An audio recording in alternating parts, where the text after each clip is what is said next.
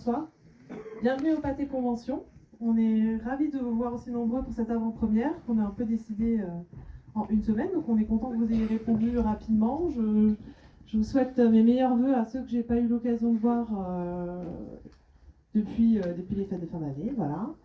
Et je voulais vous dire que donc ce soir nous avons donc Stella et nous avons donc l'équipe du film qui est présente, donc le réalisateur Kilian Ridorf qui vient d'Allemagne, qui vient nous rendre une petite visite. Donc je vous demande un peu d'applaudissements. Merci. Harold Manning, son traducteur, parce que Kilian va essayer de parler un peu français, mais il a besoin d'un petit coup de main. Et nous aurons avec nous aussi Antoine Wilkin, qui serait le journaliste qui a fait Mein Kampf, si je ne dis pas de bêtises, en publication, et qui sera le modérateur du débat donc à la fin de la séance. Voilà.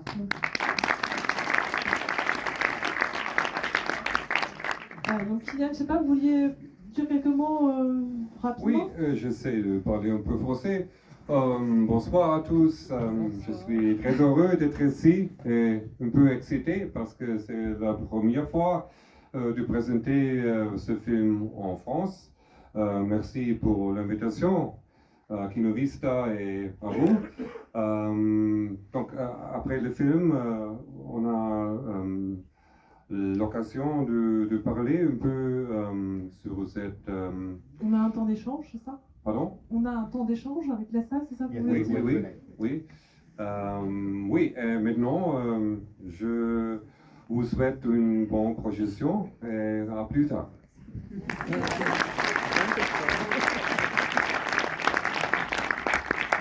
Vous parlez mieux que moi allemand, donc... Vous avez un petit mot, Antoine? Oui, pour moi ça va être plus facile en français. Bonsoir.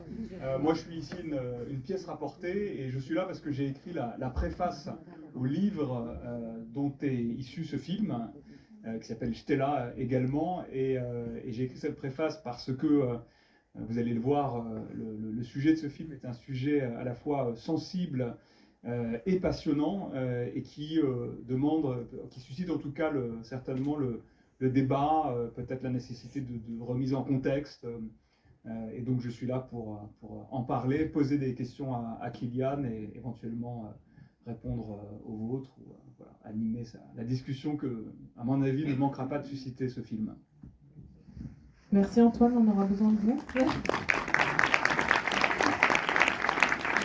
Donc comme d'habitude, préparez bien vos questions pendant la séance, on vous attend au taquet après cette séance. Voilà, bonne séance.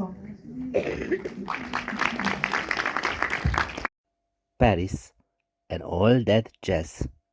Je suis désolé de parler sur la musique, on m'a demandé de commencer.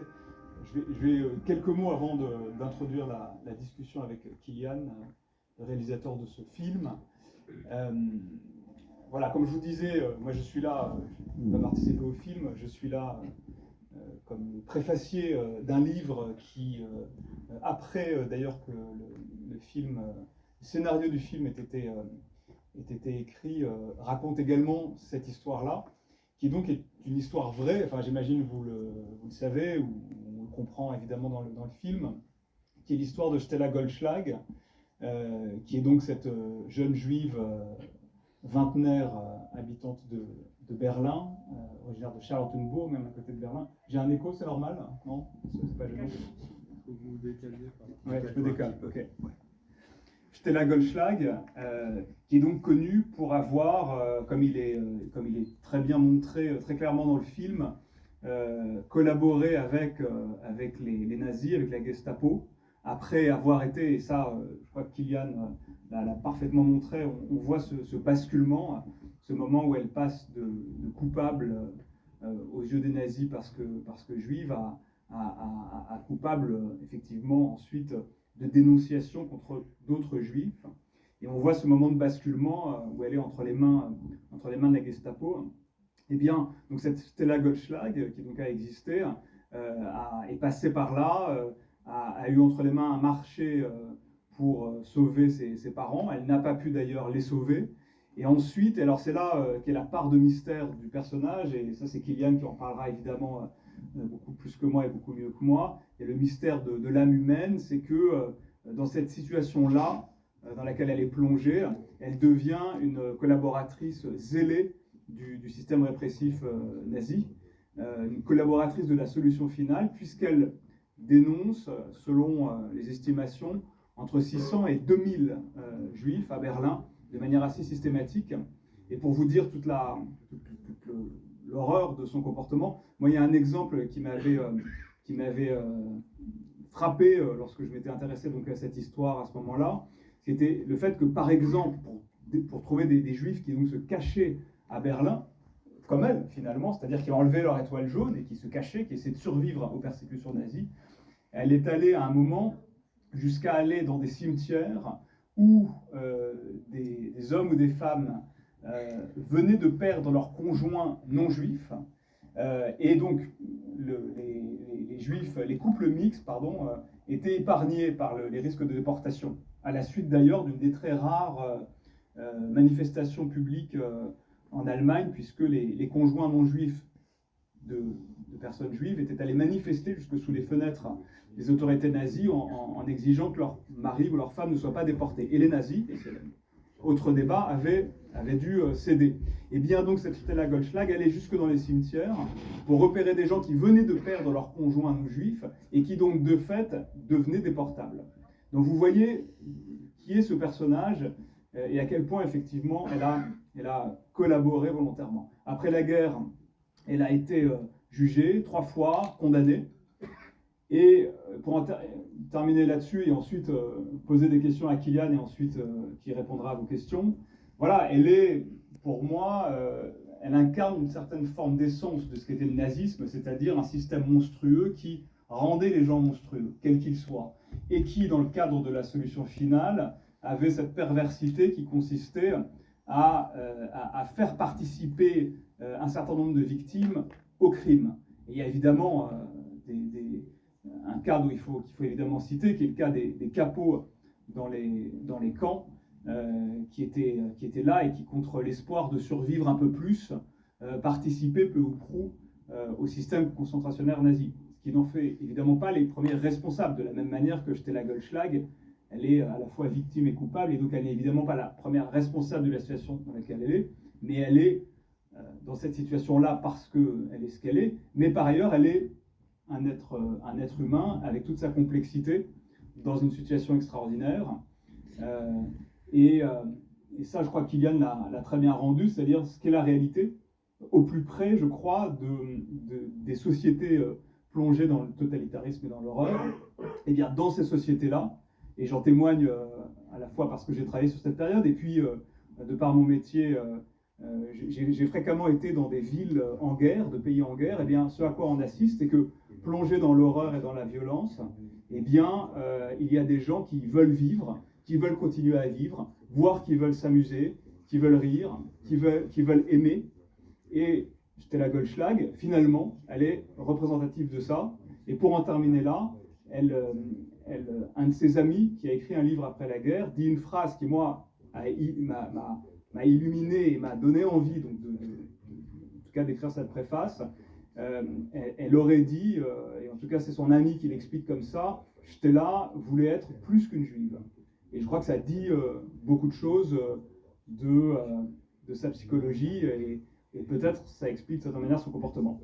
Alors moi j'ai une première question à Kylian, qui est vraiment une question, la question la plus basique à laquelle on pourrait penser, mais qui est, Kylian, vous êtes allemand, effectivement, vous venez d'un pays qui a connu il y a 80 ans cette histoire-là, le totalitarisme nazi, les guerres d'invasion et la solution finale, la Shoah. Pourquoi est-ce que vous avez décidé de vous affronter à ce passé, ou en tout cas de traiter de ce passé au travers de cette histoire et de ce personnage? Qu'est-ce qui vous a motivé? Well, first of all, thank you for staying here. D'abord, merci d'être resté. I saw her picture in the newspaper 20 years ago. Il y a 20 ans, j'ai vu sa photo dans un journal. A very lively young woman in the middle of Berlin, Kurfürstendamm. Une jeune femme très vivante, toute jeune, sur le Kurfürstendamm, l'avenue à Berlin. In a way, very contemporary, very modern. Quelque part très moderne, très contemporaine. And then I read the article about her. J'ai lu l'article qui l'accompagnait, cette photo sur elle. I read all the horrifying things she did. J'ai lu toutes les horreurs qu'elle a commises. On the other hand, I read that she was a victim, and this ambivalent character struck me immediately. Et par ailleurs, je lisais qu'elle était également victime, et c'est cette ambivalence qui m'a complètement dirigé m'a jeté vers elle. And immediately it popped in my mind, what would I have done if I would have been in her position? How far would I have gone? Et tout de suite, ce que je me suis demandé, c'est qu'est-ce que moi j'aurais fait à sa place? Jusqu'où serais-je allé? Maybe that was the beginning of the whole story, because I couldn't get rid of this question, which haunted me until today, because I'm not sure about, you confront the evil inside yourself. C'est ça finalement le tout début de l'histoire, parce que c'est une question qui est restée en moi et que je garde en moi et à laquelle je me confronte même aujourd'hui. Qu'est-ce que j'aurais fait à sa place? And then I felt a big responsibility, because a story like this happened in the land of my grandfathers and grandmothers. It's the most brutal part of our history, and we should. Et bien sûr, c'est quelque chose qui est resté en moi, parce que c'est finalement quelque chose qui est arrivé dans l'histoire de mon pays, dans le pays de mes grands-parents, quelque chose qui a marqué notre histoire, l'histoire de mon pays. And I feel responsible for keeping those stories from being forgotten. Et je me sens une responsabilité d'empêcher que ces histoires-là tombent dans l'oubli. Alors, peut-être, avant de passer la parole à la salle, il y aura certainement des questions. J'ai une deuxième question. Dans ce schéma, évidemment, qui court au long de ce film, qui est la question coupable ou victime, coupable et victime, à votre avis, est-ce qu'elle est plus coupable que victime, ou plus victime que coupable? Et deuxième question, mais qui est liée à ça, qui est la question, je pense, qu'on se pose en voyant le film, je pense que la question qu'on se pose en s'intéressant à son histoire, qu'est-ce qui l'a motivé fondamentalement dans ces années, c'est quasiment 2 années de collaboration très zélée avec les nazis, puisqu'encore une fois, il y a eu peut-être ce non-choix au départ, et ensuite il y a vraiment une collaboration, une participation assez active à la Shoah, à la solution finale. Well, we always try to maintain the ambivalence of her character. On a toujours essayé de maintenir dans le film l'ambiguïté de ce personnage. Because whenever we found a reason for finding her guilty, parce qu'à chaque fois qu'on trouvait une raison pour la trouver coupable, we found 2 other reasons for her innocence. On trouvait 2 autres raisons qui la disculpabilisaient. And for us, we aimed not to resolve this ambivalence, because this confronts us mostly with ourselves. Et on a voulu justement ne pas donner une solution à cette ambivalence, parce que c'est ainsi que le film peut nous confronter avec nous-mêmes. And to the second part of your question, I think Peter Weiden, who wrote also a book about Stella Goldschlag, Peter Weiden, qui a aussi écrit un livre sur Stella Goldschlag, he once wrote about her that she tried from the very beginning, she tried to get rid of her so-called weak Jewish identity and to gain a so-called strong Aryan identity. So this change of identity I found crucial. Et il a écrit qu'elle avait sans cesse essayé de se débarrasser de, entre guillemets, son personnage, son autonomie, sa persona juive dite faible, pour essayer de trouver un autre personnage, une autre identité qui soit aryenne et qui soit forte. This is maybe what you quoted from the friend of Stella, that she maybe wanted to, she wanted to have this part of life. Et Et c'est peut-être ce que vous disiez sur cette amie de Sheila qui parlait d'elle et qui la décrivait. which I can, in a way, understand for a certain part, Et quelque part, en partie, je comprends cela. but which led to fatal consequences. And personally, I think, well, I don't want to give you a strong opinion from my side, but I think we all have an inner voice when to stop, when to say no, and even Stella had it. And I think it's your personal choice if you listen to this voice. But I have, yeah. Mais les conséquences, bien sûr, ont été dramatiques, ont été fatales. Et moi, ce que j'essaie de dire, c'est que je pense on devrait avoir toujours la possibilité de dire non. Mais dans ce cas-là, But at the same time, I have to say it's easy to come to a verdict from, you know, when we live now.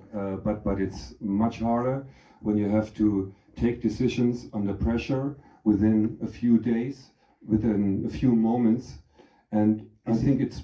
c'est facile, en tout cas de notre point de vue contemporain, de juger et d'avoir un verdict envers elle. Alors que quand on est dans le moment, avec parfois quelques heures seulement pour se décider, on est dans un autre état d'esprit. I think she was.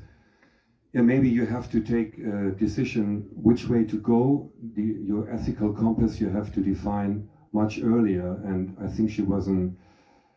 Yeah, a young. Et quand on a à se décider sur ce que l'on fait ou ce qu'on ne fait pas, peut-être se base-t-on sur ses propres convictions et sur son propre système personnel. Et elle n'était pas une personne comme ça, elle n'était pas une jeune femme ainsi faite. Exactement. Oui, et puis effectivement, il y a ce que tu dis, des mécanismes certainement de stratégie de survie qui sont connus dans toutes les situations de conflit où on essaye consciemment ou inconsciemment de se mettre du côté du plus fort.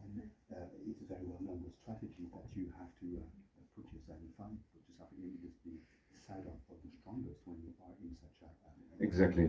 I think that's what she did. I mean, it's like, you know, a bit like the Stockholm syndrome. If you like a hostage who just devote himself or herself to the stronger one, and we don't have to forget. Maybe. Tout à fait. Et exactement ça, c'est un peu comme le syndrome de Stockholm, où un otage quelque part commence à prendre le parti de la personne qui a le pouvoir, de celui qui le tient en otage, mais qui a le pouvoir. And we shouldn't forget that the main perpetrator is the Nazi system, because this was an inhuman system who tried to make people, human beings, to estrange them from themselves. Mais il ne faut pas oublier que tout ça se passe sous le régime nazi, et c'est le régime nazi qui est coupable d'avoir tenté sans cesse de déshumaniser les gens qui s'opposaient. And which forced human beings, the victims of the system, to participate in its own destroyal. Et qui forçait les victimes de ce système de participer au système de destruction.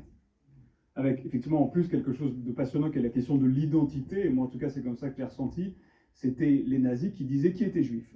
C'est ça le nazisme, c'est de vous assigner une identité en disant parce que nous estimons que vous êtes de cette identité, vous devez être déporté. Et je dois dire, pour terminer là-dessus, qu'il y a quelques années, j'avais mené des entretiens pour l'INA, l'Institut National de l'Audiovisuel, avec des anciens déportés dans les camps de concentration, qui étaient juifs, déportés raciaux, comme on disait. Et certains me disaient, alors moi, je viens d'une famille très juive, je me sentais très juif. D'autres me disaient, alors moi, je savais à peine ce que c'était, je ne me sentais pas juif. Et j'étais frappé par cette différence de relation au judaïsme, qui est quelque chose qui est propre à tous les individus, quelles que soient ses origines, sa religion, etc., etc. Mais quand vous êtes confronté à un système qui vous assigne et vous persécute par des définitions qui viennent de l'extérieur, eh bien, vous devez faire face à ça. En général, quand vous étiez juif, vous n'aviez pas de choix, et ceux qui se sentaient juifs ou ceux qui ne se sentaient pas juifs terminaient dans les deux cas, dans les camps ou dans les chambres à gaz. Mais dans le cas de Stella Goldschlag, effectivement, elle, eh bien, elle a pu faire un choix, bon, qui finalement a été un choix du déshonneur, du crime et de la trahison. Mais voilà. Bon. Voilà. Bon. Est-ce que... je vous donne... Est-ce qu'il y a un micro? Ah pardon, alors attendez, il y a quelqu'un derrière vous, puis... Merci pour le film, bravo à la comédienne et merci à vous. La référence à Auschwitz est claire dans l'esprit des contemporains tels qu'ils apparaissent ici. Je voudrais juste vous demander si c'était si présent que ça dans les discussions à Berlin en 1943. Theresienstadt, Auschwitz.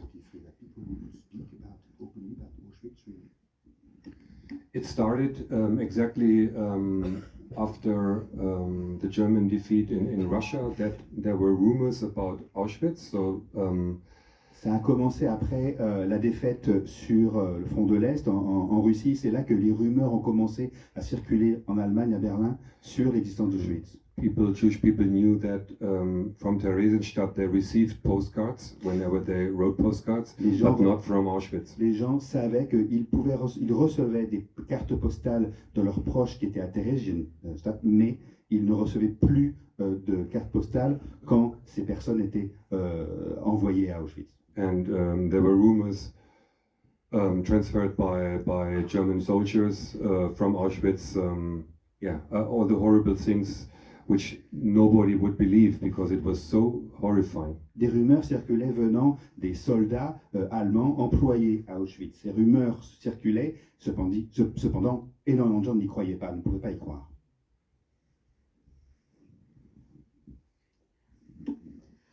Ja, Herr Rico, vielen Dank für diesen erschütternden Film. Ich staune, dass Sie keinen Übersetzer gefunden haben, die direkt aufs Deutsch ins Französische übersetzen könnte. Das ist hier, der Saal ist ziemlich voll mit Deutschlehrern und also meine Frage wäre, dass ich gerne hätte gemocht, dass Sie, wenn Sie das wissen, wie viele Leute ungefähr haben, also viele Juden haben ihr eigenes Volk verraten. Und auch, ob alles, was im Film ist, sehr, sehr genau der Wahrheit entspricht. Alors, je vais traduire pour ceux qui ne parlent pas allemand, parce que wir könnten die Diskussion auf Deutsch machen, aber tout le monde ne parle pas allemand. Ce que Madame demandait, après effectivement avoir déploré le fait que la discussion n'ait pas lieu en allemand, mais qu'Yann parle un anglais parfait, donc après tout, c'est une langue internationale. Madame demandait combien de juifs avaient été déportés ou arrêtés du fait de la collaboration de Stella Goldschlag avec la Gestapo. Ah pardon. C'est super que vous la posiez en français alors. Alors, je la pose en français. Ma question, c'était pas combien de juifs ont été trahis par cette personne, mais combien de personnes ont trahi les juifs de cette façon. D'accord. Okay. All the people who got to Große Hamburger Straße, which was the collection camp for the people who were supposed to be deported. Toutes les personnes qui ont été reçues au camp de Große Hamburger Straße, c'est-à-dire que c'était le camp dans Berlin l'endroit dans Berlin qui rassemblait les personnes avant qu'elles soient déportées. Yeah. To everybody, the leader of the camp, Dobberke, announced they could be a Greifer, they could be a traitor in order to survive. Et Greifer, qui dirigeait le camp, avait dit qu'il pouvait dénoncer des gens et que ça pouvait les préserver. But only 15 to 20 people decided to go this way. All the others denied. And yes. Seuls entre 15 et 20 personnes ont accepté. Les autres ont tous refusé de rentrer dans la délation. I think what we heard, there were many people who got to the Große Hamburger Straße, to the camp, and immediately traded another one, but only in the first 24 hours. But there were only few people who decided to betray other people for months or for weeks, like Stella did. On a des rapports et on sait que quelques personnes, effectivement, en arrivant dans le camp, dans les premières 24 heures dans ce camp de Großhamburger Straße, avaient dénoncé des gens. Mais c'est une minorité, et surtout sur les gens qui, après, sur plus de temps, très peu de gens sont rentrés dans la délation. This is very important because there was no automatism of betrayal. C'est très important de savoir ça. Il n'y avait pas d'automatisme dans la délation. Il y avait finalement très peu de gens qui sont rentrés dans ce système. So it's always a personal decision. C'est toujours une décision personnelle. Given the fact that there was so much pressure on Stella. So it's not an easy answer from my side. It's très compliqué. Et sur celle-là, il y avait une pression particulièrement forte. Donc c'est très difficile d'y voir clair dans cette situation et loin de moi l'envie de la juger. The thing we wanted to avoid with this film was that we could lean back, from a historical distance and come to easy answers. Je voulais éviter avec ce film que les spectateurs puissent quelque part s'asseoir, prendre du recul et finalement pouvoir réfléchir et réagir avec la distance du passé, la distance historique. Je pense que rien n'est simple du tout avec cette situation.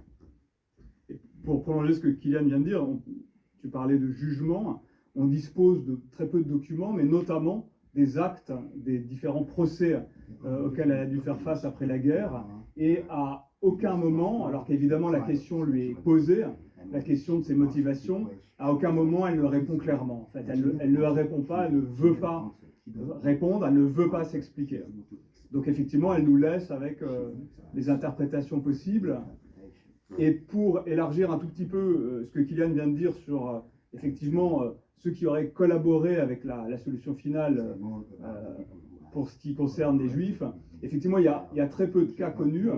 En France, par exemple, il y a quelques cas qui ont été identifiés, qui tiendraient sur les doigts d'une main, quasiment, qui sont un peu équivalents à celui-là. Et puis, il y a aussi, vous en avez certainement entendu parler, la question assez polémique après-guerre de ce qu'on appelait les Judenrat, qui étaient des Juifs chargés de maintenir l'ordre et d'établir la liaison avec les nazis dans les ghettos, essentiellement, en Europe de l'Est.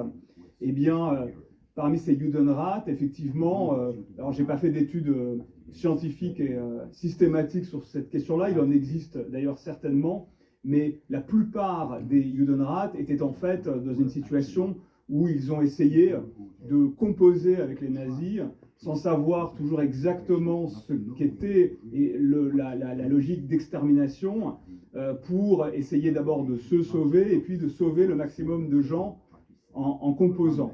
Et encore une fois, toute la dimension criminelle de la solution finale, c'est d'avoir poussé des gens à être dans cette situation.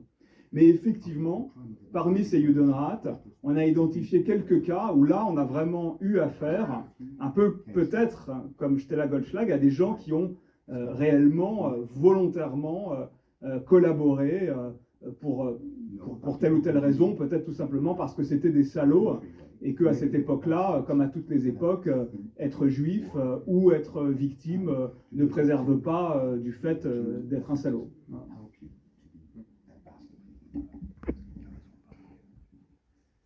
Bon, ma question, en fait, j'ai une question. C'est moi maintenant?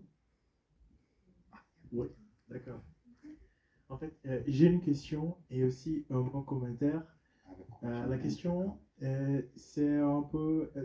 je voudrais comprendre la décision créative derrière la première partie du film, parce qu'on voit que les rythmes est assez frénétique. On passe à une scène à l'autre. Parfois, les transitions sont un peu même pressées. On est présenté à des personnages, par exemple, le mari de Stella, Fred, par exemple. J'aimerais comprendre votre vision pour cette première partie du film, parce que je pense que la deuxième partie du film, ça ralentit un peu. Je voudrais comprendre justement la décision créative, et aussi j'adore quand la caméra s'approche des visages de personnages, on les voit de tout près, c'est vraiment impressionnant. Et le mot commentaire aussi, c'est que il y a ce penseur brésilien, s'appelle Paulo Freire. Moi d'abord, je suis brésilien, et il dit une phrase que m'a rappelé que les rêves des opprimés, c'est d'être l'oppresseur. Et je pense que là, je vois clairement cette phrase parce que si vous voyez la vraie identité des gens, il faut leur donner du pouvoir. Donc, c'est vrai que j'étais là, elle a eu un petit peu de pouvoir et on a pu voir son caractère. Bah, c'est ça. Thank you. It's very interesting. I think you totally right that she implemented the power inside herself. In a way, it's a fatal empowerment. Oui, vous avez raison. Et quelque part, ce désir de pouvoir qu'elle a en elle-même, elle a trouvé finalement une réalité, une mise dans le réel par la situation. C'est tout à fait ça. And concerning the style, we as I told you, we wanted to avoid the comfort zone. So I think those times were very unreliable. You had to act very quickly, very fast. There was no time to think. You know? D'un point de vue mise en scène, effectivement, je n'ai pas voulu mettre le public dans une zone de confort. Je montre une époque où il fallait réfléchir très rapidement, où il fallait prendre des décisions de façon très brutale et rapide. That counts especially for the time where she sells the forged passports to other people. Par exemple, le moment où elle fait la vente du passeport truqué, du faux passeport à d'autres personnes. Elle réagit et elle change en fait d'avis très rapidement. We saw so many films, you know, where you have the typical crane shot, where you establish things, where you just announce to the audience it's just historical, it's just a period film, don't worry too much in a way. And we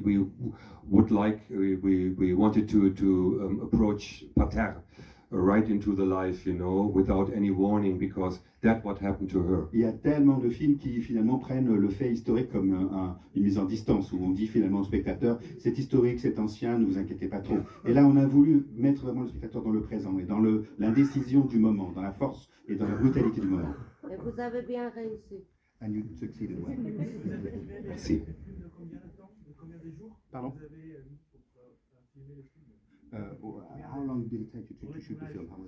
It was 34 shooting days, so that was also under pressure. C'était 34 jours de tournage, donc également sous une forme de pression. Oui, bonsoir et bravo et merci. J'ai trouvé que c'était très courageux de faire un film sur ce sujet, de prendre à bras le corps un pan de l'histoire qui n'est pas facile quand on est allemand. Les Américains ne le font pas toujours, donc je trouve que c'est courageux. Après, vous avez dit une chose intéressante tout à l'heure, vous avez dit que vous avez découvert cette histoire il y a une vingtaine d'années. Moi, ce que je voulais savoir, c'est quand vous étiez enfant, moi je suis issu d'une famille, enfin je suis né dans les années 70, je suis un peu plus âgé que vous, je pense. La guerre était encore assez présente à nos esprits. Moi, je viens de Bourgogne. Ma maison avait été occupée par les Allemands pendant la guerre. Donc, si vous voulez, les Allemands, dans mon enfance, c'était pas très populaire. En plus, à l'époque, ils nous battaient tout le temps en Coupe du Monde de foot, donc on n'aimait pas les Allemands. Mais on en parlait à l'école, ça faisait partie de l'histoire, etc. Et je voulais savoir si vous, côté allemand, c'était quelque chose qui était un peu tabou, caché, et à partir de quel âge vous vous êtes dit ça m'intéresserait quand même un jour d'être témoin et de sentir en fait une responsabilité là-dessus. Yeah, it's interesting. C'est intéressant. To be honest, we had nearly every week a new documentary in school about the Third Reich when I was 10 or 12 or 14. Sincèrement, à l'école, quand j'avais 10 ans, on avait un documentaire par semaine sur le Troisième Reich qui nous montrait. Je suis la même âge comme vous, donc merci pour le compliment.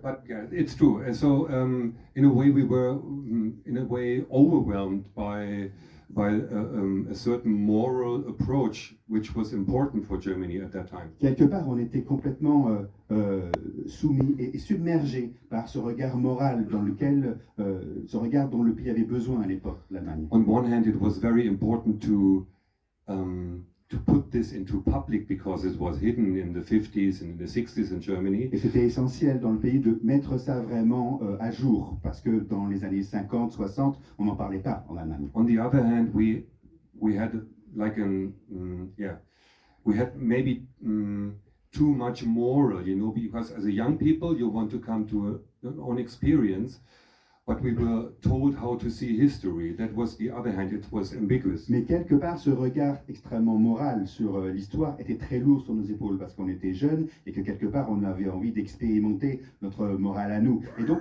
ce regard moral complètement unique, si vous voulez, sur l'histoire était lourd sur nos épaules. But at that age, I stayed at my grandmother's house and I saw a documentary about Hitler. À cet âge, je me rappelle, j'étais chez ma grand-mère et j'ai vu à la télévision un documentaire sur Hitler. And she was part of the BDM, of the youth organization for girls. Elle-même faisait partie des jeunesses hitlériennes chez les filles. When she was a child. Quand elle était jeune. And she looked around the corner, you know, with a certain fascination to this documentary, with a certain ambivalent fascination. Et je la voyais regarder ces images à la télévision avec une sorte d'ambivalence. Elle regardait ces images quand même qui lui parlaient et qui étaient un peu de sa vie. So I felt very much at the age of 10 or 12 that history is much the history of my family. It's you cannot separate it, you know. It's very much connected with our personal family history. Et à 10-12 ans, je comprenais donc déjà que l'histoire du pays, c'était aussi avant tout l'histoire de la famille, que cette histoire de la famille, on reste connecté, on reste lié à elle.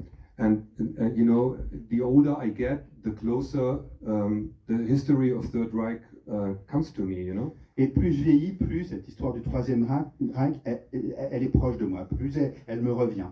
I always knew that for example, my grandfather was a soldier. He was a radio guy, you know. J'ai toujours su que mon grand-père, par exemple, pendant le Troisième Reich, était opérateur radio.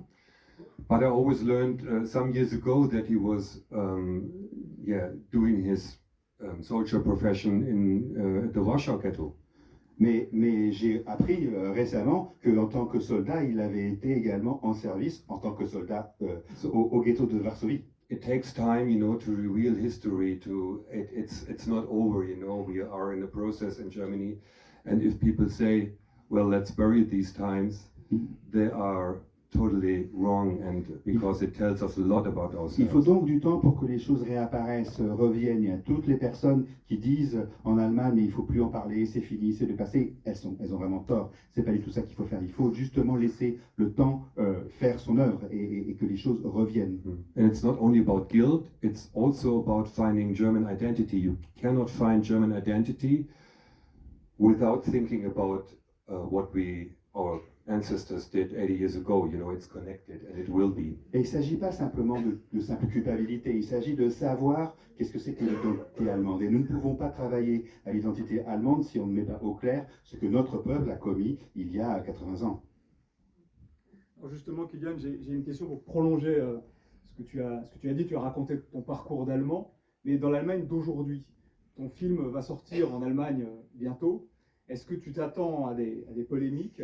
Et deuxièmement, comment est-ce que il peut s'inscrire dans ce qu'est aujourd'hui l'Allemagne, qui est un pays effectivement qui a fait ce travail de mémoire dont tu parlais, mais qui est un pays qui connaît aujourd'hui une résurgence de l'extrême droite assez préoccupante.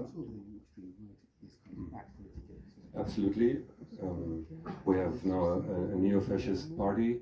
With 30% in Eastern Germany. Tout à fait, nous avons aujourd'hui en Allemagne un parti néo-fasciste qui fait 30% aux élections. They quote Nazi language. Ils font des citations de la langue et de la parole nazie. So I think we did a lot in our country. Of course we learned our lesson.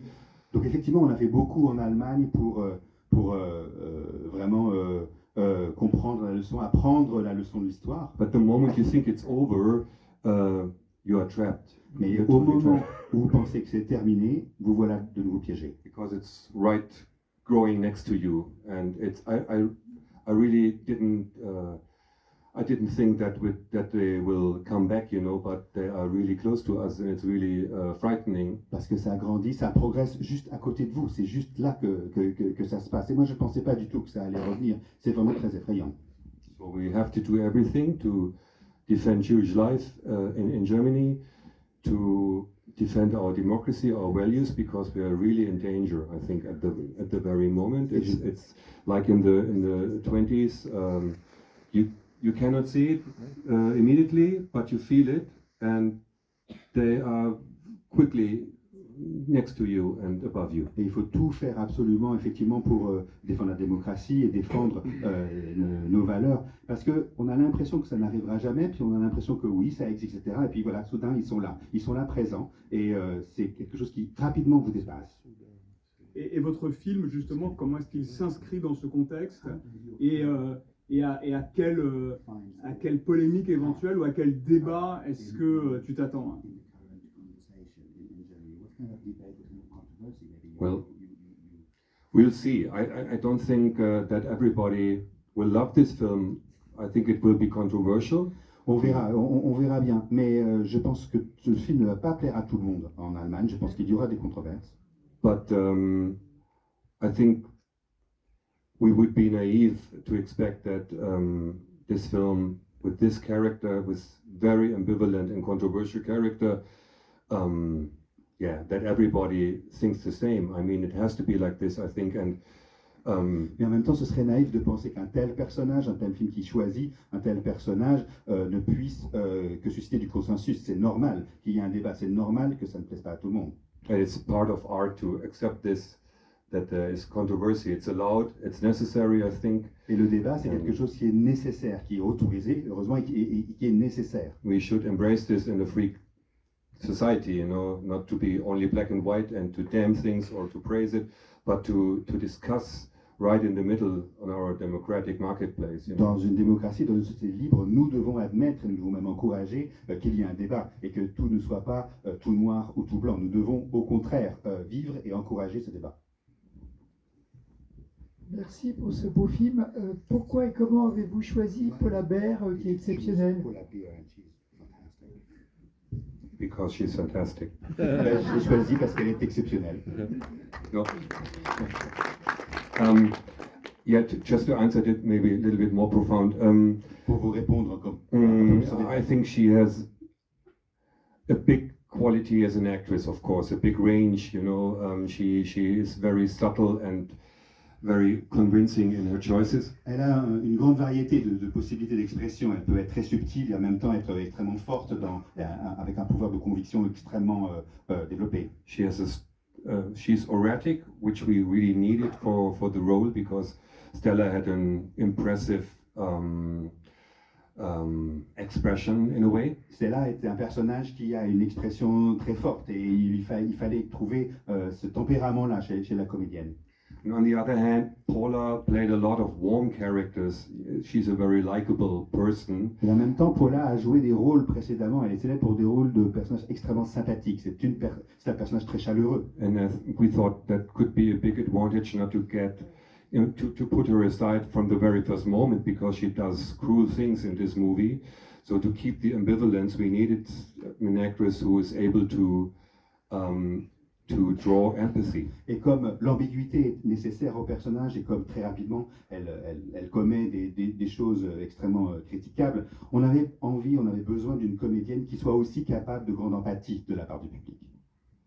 Et je crois que vraiment elle participe à la réussite de ce film, qui en plus au-delà de sa dimension artistique. Et par ailleurs, tu parlais de débat, effectivement, il y a un débat dans l'art, il y a aussi la question de l'histoire, et ce film me paraît historiquement très solide, et donc un vrai objet à partir duquel on peut réfléchir et débattre, y compris au sein du champ historique, évidemment pour le public, mais pas seulement dans un cadre plus politique ou idéologique. Alors on me dit qu'on a le temps pour malheureusement une dernière question, parce que le temps a passé, alors ça va être... Ah bah... Yes. See me? Yeah. I really enjoyed this movie. The movie is brilliant. Sometimes I always like to read books as well, but I'm not sure I'm going to do with this movie. I have a question, a really quick question for you, because before you just talk about guilty, or je peux parler français, mais peut-être c'est plus rapide vu qu'on n'a pas beaucoup de temps. Je vais essayer de faire ça tout de suite. So you talk about guilty, you know, I don't, my big feeling, it was, first of all, I wanted to cry, but I didn't, because I know this history very well. I have, someone is dead in Italy, he went to Auschwitz. So, and I didn't read any plot, I didn't know anything about this movie. My question is, I felt that the main character was very lonely all the time. She was alone, because the meaning is different to be alone and to be lonely, with her family, with the boyfriends, when she was singing, with the group. This is what I felt. Very, a special woman, very intelligent, smart, brave, but very, very alone and lonely. So, did you choose, it was your choice, to make the character like this? J'ai beaucoup aimé le film. J'ai souvent, avec un film comme ça, j'ai souvent envie de retourner au livre. Peut-être que je n'aurais pas forcément le courage. J'ai de la famille qui a été internée à Auschwitz, etc. Je voulais vous demander quelque chose autour aussi de la solitude du personnage, la façon dont vous la filmez. Vous parliez de coupable, victime. Comment est-ce que vous avez, pourquoi avez-vous choisi de la montrer telle qu'elle? Sorry, I'm shortening. It's a very good observation. I think you characterized it, her very, very well. Oui, vous l'avez tout à fait bien vu, vous l'avez bien caractérisé, tout à fait. And yeah, you're totally right. She was alone, and I think that maybe was part of her own decision, because on the other hand, you could say she was a bit self-centered. You know, she was. Et vous avez raison, effectivement, elle est seule, elle est face à sa solitude, mais quelque part c'est un peu son choix, parce qu'elle est également très autocentrée. But I know what you mean. You feel at the same time you feel pity for her. It's normal because it's a human being. And it's always, how much do you have in your own hands, you know, which decision is really your own? Or... Je vois ce que vous voulez dire complètement, parce qu'effectivement, elle est seule, et quelque part, qu'est-ce qui est de sa propre volonté, etc. Donc c'est tout un débat. Donc je comprends tout à fait votre. Just to add that the people in the Jewish community in Berlin, for example, I think they are really clear about her that she was a perpetrator. Full stop. So there is no forgiveness because they actually lost people, you know, through her. En tout cas, si on prend par exemple la communauté juive de Berlin, il n'y a pas de doute, la communauté juive de Berlin la voit complètement comme quelqu'un qui a perpétré et qui a été du côté des nazis, qui était de ce côté-là. Il n'y a pas de débat en fin de compte dans la communauté juive à Berlin du tout, parce qu'ils ont vu toutes les personnes qu'elle a emmenées et qu'elle a portées à. But it's always like this, you know. You can always, whenever you see this point, you can see the other side. So I think this is this mesmerizing quality of this character. Mais c'est ce qu'il y a de particulier avec ce genre de personnage, c'est qu'une fois que l'on voit, quand on la voit d'un seul côté, l'autre côté ressurgit quelque part aussi. C'est complexe. Bon, je crois que malheureusement, on me dit que c'est ça, enfin oui, que c'est la fin du débat qui, j'ai l'impression, aurait pu se poursuivre très longtemps. Bon, on m'a même coupé mon micro. Merci. Merci à Kylian. Merci beaucoup. Merci.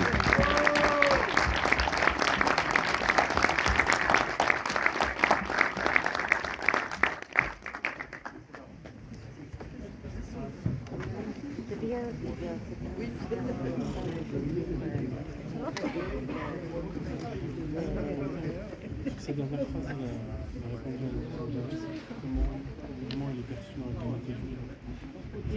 C'est un peu ça. Pour être